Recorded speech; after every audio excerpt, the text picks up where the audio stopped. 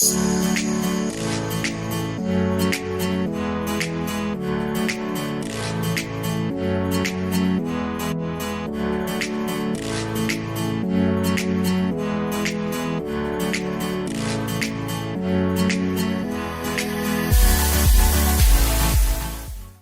shall continue from where we stopped. We talked about the in-laws, and the last thing I said is about you have to make sure that you make friendship with your in-laws. You try as much as possible to be friendly to them. And now today I want us to look at number 7. Meet your legitimate social obligation, where parents are needy and you have means. Step it up. When if your parents are needy, if you are married in this family and you feel that probably you are a woman and you are the one who is working, and maybe even your husband is working, or one of you is working, and the parents in either side are needy, and you feel like you feel that those people, they really need you, it's good to try and help them. You should not be selective. Some people, they are selective. Sometimes they would want to help the parents of one person and not the other one. And some of us, we do not help both parents. Actually, there are some people who are so skewed towards their own parents, and they do not want to assist the parents of the person they are married to. What I'm saying today is that you have to balance in terms of helping. So if the parents in whichever side are the ones who are needy, sometimes some parents may not be as needy as others. It is good to help those parents that are needy, because when you come into a family, you become part and parcel of the running of that home. As in, you're supposed to identify with themselves in everything, in their neediness and their poverty and whatever it is. You're supposed to identify with them. So you're supposed to help them so that they can feel at least there is somebody who has come in and joined us into our family, and so that you also continue to make that relationship more strong. As I said earlier, when you go to a home, you don't start telling them they are doing things wrong or right, but you're supposed to identify with their weaknesses and their strengths so that you can be able to uplift them. So if their weaknesses is financial, you're supposed, and you have means that can be able to assist them, please kindly try to to identify with their needs and try to help them. And number 8, try not to discuss something unpleasant with your in-laws if their own son or daughter can do it. Try not. By this I mean when you go to a family and you feel that, in every family there are squabbles. Kuna vitu ambazo zinaendeleanga katika jamii. Na unapata saa zingine, wakati mwingine brothers can rise and, against each other. Unapata labda my husband is is fighting with his brother.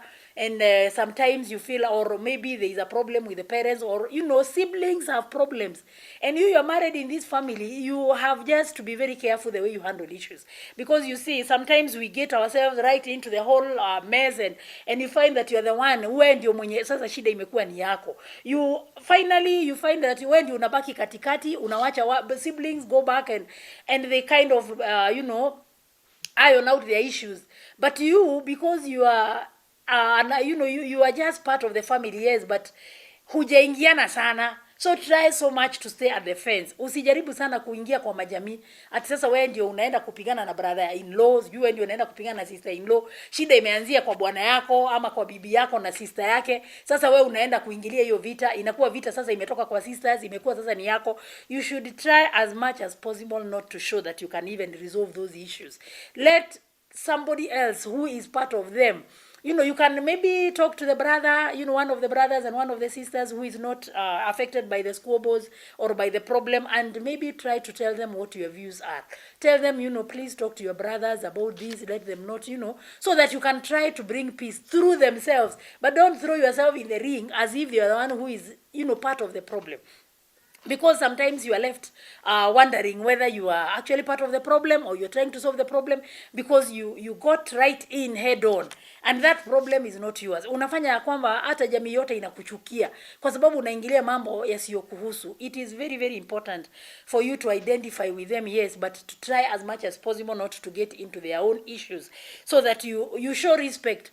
Wakati mwingine, there are some disrespectful, scenarios that may come in, and you find yourself right in the middle of them. Like maybe they have problems with their parents. Alafu sasa wewe unaenda kuingilia vita katikati ya watoto na wazazi. Na wewe umekuja tu hapo. You are just a brother-in-law or a son-in-law. Or, you are a brother-in-law, a son-in-law, or a sister-in-law, or a daughter-in-law. So you are not per se, part and parcel of the problem that actually maybe you might have even come in and found this problem right there.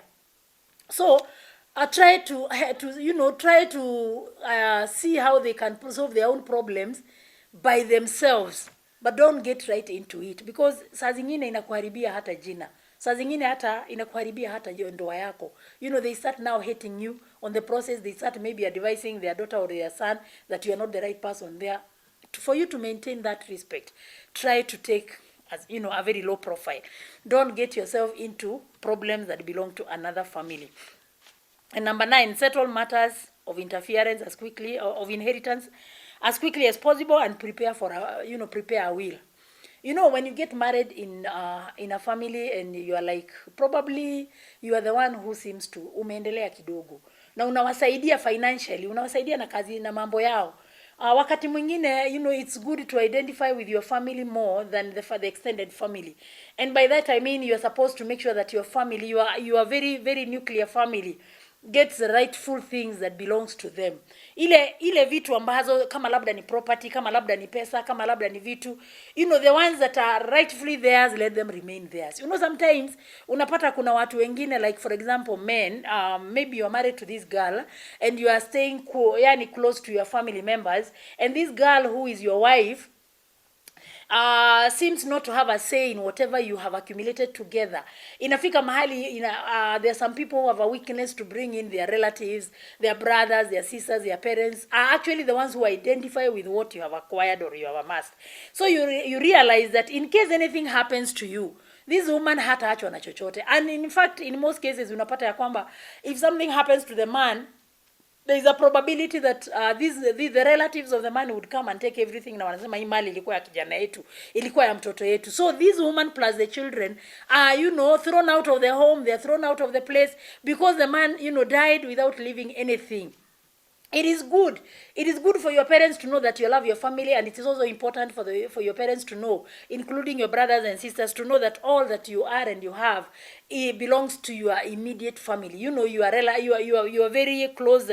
You are very nuclear family. Your wife and the children are the first people on the line. So when they are looking at you, they should not be looking at you in terms of, if our brother is not there, what shall we do with this property na hii mali na nini. Unapata ya kwamba there are people who have been left, in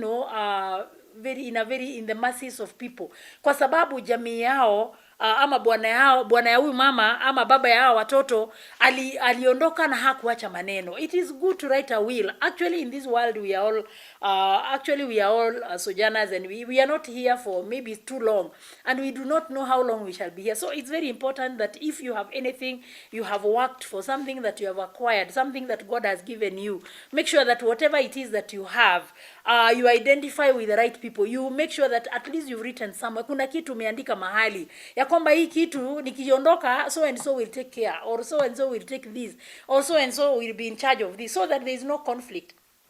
There is a lot of conflict many times when people wakiondoka. Unapata ya kwamba the person who suffers most is either the wife and children, or there is permanent problem in that place. And mali yenye watu wanapigania, actually, they did not work to get it, they did not do anything to have that mali come. And the only person maybe who could have contributed effort or whatever it is the wife. And the wife has been left out. There are scenarios where people are thrown out completely because the husbands identified more with his people.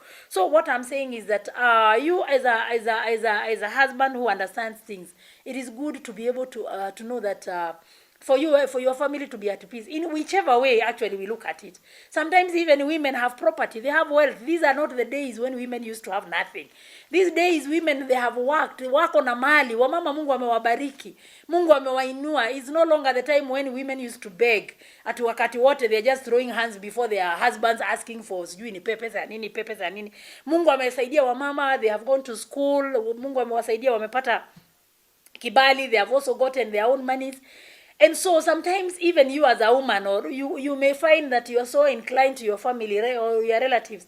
Some women actually, you find that they write, the next of kin to be their brother or their mother or their father, because they don't feel secure maybe where they are married. But what I want to tell you today, it is very important to understand what the law of the land says. It's very important to know that if you live with a man, mali yenye mmefanya kazi na mmepata pamoja na, actually when you are living with that man, hiyo mali yenye umepata mkiwa na yeye, that property is supposed to be shared. What you acquired before he came in and what you acquired before, maybe kama mtawachana, whatever the case, hiyo mali ndio unatakana kuongea juu yake. But what you have acquired together, you know, seek advice from some of these lawyers, and you'll understand that whatever you acquire together you're supposed to share.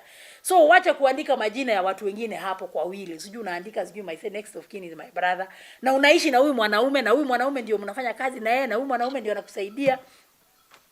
But instead of writing him as the next of kin, unaandika brother yako. So once you leave, your husband knows the wealth you have, and anajua property zako, anajua mali zako, anajua vitu zako.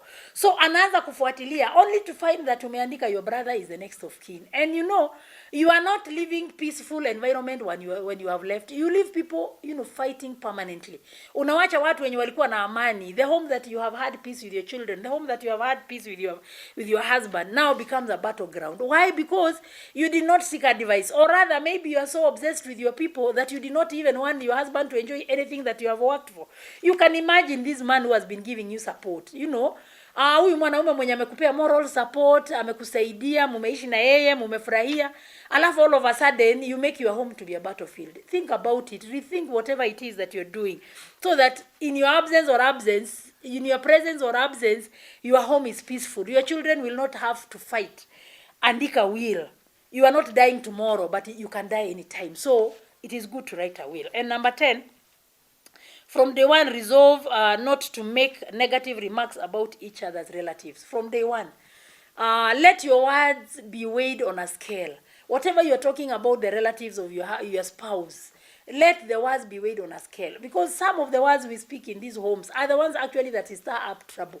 Sometimes you may mean well to people, but if the words you speak denotes that you really don't mean well. So it is good to be very, very careful whatever you are saying about your relative. Okay, whatever you are saying about the relatives of the man. You know, sometimes you may find that there are actually weaknesses in this family. Kuna mambo mengi yenye si mazuri kwa hii jamii, or you know, that kind of thing. Like for example, you might get married to a family and you find that one of the brothers of a spouse, labda he's ni mtu wa pombe, anakunywanga tu pombe, ni mtu mwenye yani ana shida ya kukunywa pombe.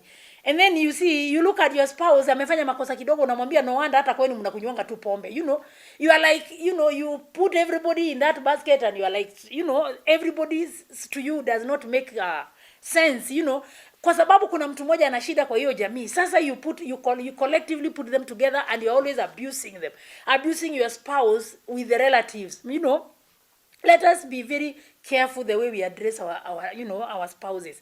You know, kama kuna shida tuko nayo na my husband, you know, or my wife, whoever it is, you know, the spouse that you have, if there's a problem, address the issue with your spouse. Stop dragging the names of the relatives of your spouse into the issue, because sometimes we drag the issues of the relatives of the spouse to the issue, mpaka unapata ya kwamba shida zinakuwa, instead of solving the issue that is at hand, you are now creating more problems, and you find some of these problems zinaenda mpaka zinafikia hata parents, hata watu wote. Unapata ya kwamba now it becomes a war between you and your spouse's relatives. You know, avoid some of these things, because some of these things are the ones that causes you not to have peace. Jaribu sana to weigh your words on the scale before you release a word to your spouse, and especially say mmekosana, try very much to put your word on the scale, and try to, you know, talk to the spouse the word that would encourage them, a word that would leave a good taste in the mouth. Don't try to spoil everything, because sometimes it's like unafurahia hii jamii iko na shida, you know. As I said earlier, you should try as much as possible to respect that family. Try to respect the family of of your spouse. So by respecting them, you can be able to see issues and problems there, but you will never mention them. In fact, you'd be a better person if you pray for them or pray about it, because it is very important for us to pray for each other. And some of these problems inakujanga because of different reasons. So kama kwenu hakuna shida, usifurahie shida zenye ziko kwa mwenzako. Jaribu sana hata identify with those issues, na ujaribu sana kuona vile mnaweza saidiana. So ni ya muhimu sana kujua ya kwamba it is very important for you to know that if it's speaking negative things to your spouse or to your spouse, the relative, would really bring a lot of issues. And number 11, refuse to listen to negative comments about your spouse. You know, we are married in these families, and in these families we are married to, or we are married in, unaweza pata kuna mtu who is maybe a brother to your wife or a brother to your husband, who is called, you know, maybe they are not in good books, they are not in good terms. So this person is constantly, you have just come into this family, na umeingia kwa hii jamii because of this very person, and na unapata ya kwamba watu wengine wanaanza kukuletea maneno, maybe brothers wake, sisters wake, hata even parents, they can start talking about your husband or your spouse negatively. Na unashangaa, these people, what are they saying? And you know, when they start putting those negative comments to you, you start having an opinion or an attitude towards your spouse. Unaanza kushangaa kama hata watu yao peke yao hawamtaki, kama watu yao wanasema hivi. I mean, you start changing. Try as much as possible not to listen to anything negative. Actually, you married this person because of the things you saw. Remain with what you saw. Kama mtu anakuletea negative things about the spouse who is maybe their relative, mwambie hapana, mimi, wacha mimi mwenyewe ni discover. Let me, you know, I'm the one who is married to this person. Let me see how I can discover whatever it is, those negative things, those shortcomings. Nitazijua tu pole pole. But zile zenu zenye mulikuwa nazo, you can solve them, you can sort them yourselves. So that isifike mahali wamekuweka poison mpaka sasa unaanza kumistreat your spouse for things that spouse has not done to you. People have issues in this family. Kwa hizi majamii kuna mambo mengi inaendeleanga ambayo si mazuri. And some of these things they spill over even to the people who are coming as wives and husbands into these families. And unapata watu wamekuwekea maneno mpaka unashangaa, will I continue living in this home? Nitaendelea kuishi na huyu mwanaume kweli? Nitaendelea kuishi na huyu mwanamke kweli?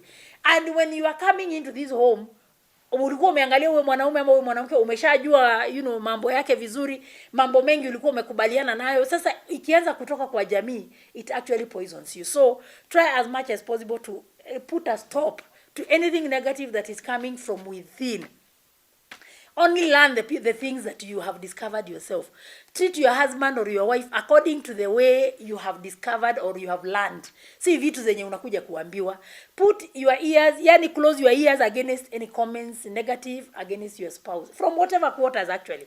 It may be from your spouse, from your relatives, but it can also come from the neighbors or from any other person. So try as much as possible to avoid to listen to anyone. Because those negative attitude or those negative things that you hear from people are the ones sometimes that poison you. They make you to really not be able to treat your spouse the way you knew him. Unaanza kuwa na, accumulated issues against your spouse. So what I'm saying today is that try as much as possible to relate with your spouse and to learn your spouse by yourself. Don't allow anybody to come in between. Wachana na brothers wake na sisters wake. If they had issues, let them resolve their issues huko mbali. Listen to anything negative about your spouse. Bibi yako usiambiwe sijui alifanya ilikuwa ikaenda sijui ikakaa namna gani. Ama uambiwe bwana yako sijui yeye ndio nini. Waambie tu, me when I married this man, I chose to live with him with all his weaknesses, and I'm ready to discover them by myself, so that you can give your spouse time to reveal himself to you, so that you don't start getting that bad attitude that would ultimately maybe break your marriage. And what I'm saying is it's very important for you as a spouse to learn your spouse yourself. So number 12, make a special effort to identify with your spouse's parents, people, and customs. That one I had said earlier, it's very important to identify with your customs. As I said earlier, it's very important to identify with these people, and it's also important to respect whatever they believe in. And number 13, never keep a secret with your parents away from your spouse. Sometimes we get married to these families. Alafu unapata kuna vitu wanapikanga huko ndani, Wewe mwenye umekuja kama mwanamke ama mwanamume, mwenye umeoa kwa hii jamii, you never discover what is happening in this. Unasikia tu wameitana meetings, you are not part of those meetings, wana discover vitu labda hata ni wewe wanataka kunyonga. Sometimes you really don't know what they are cooking. And your wife or your husband or your spouse does not tell you what they are discussing in the meetings they are having with the parents, brothers and sisters. So you are constantly unaware of what is happening. So you find that many times you are just a stranger to the things that are happening in those homes. And sometimes you really feel very, very insecure. Even when you identify with them, you feel like you are a stranger in that home. Unapata tu vitu zinafanyika pap, unafanya tu mambo inafanyika pap, hata unafanya ya kwamba zingine, unapata zingine hata uelewi kwa sababu the things they are doing, they do not want to put you right in it. Wewe ni mgeni tu kwa hiyo jamii, hauelewi. You are married as a woman, you are supposed to live there the rest of your life and you don't know what happens. And in some of these cases, that is where you'll find that mwanamke ametupwa nje when the husband dies, because actually wanapikanga mambo na wewe uelewi. Hata labda bwana yako amekubaliana na wao ya kwamba hizi mali ni zenu, huyu mwanamke nikishaondoka, you can as well throw her out. So some of these things they discuss, be part and parcel of meetings that you are identifying with your families. Kama muna discuss anything in that family, be just kind enough to your spouse and mwambie kwamba hii ni vitu ambazo hizi ndizo vitu ambazo tunakubaliana, ni vitu ambazo tunafanya, so that in case of anything you are always part and parcel of this family. So for that reason I will end there. I want to identify with the people who are outside there and they have issues, and if you can be able to share with me through that number down there. God bless you so much. I would want you to prescribe with my YouTube, and also to maybe support this program in whichever way you feel that you can do it. Otherwise, God bless you so much. I would desire to see family working, family standing, and families prospering. God bless you. Amen.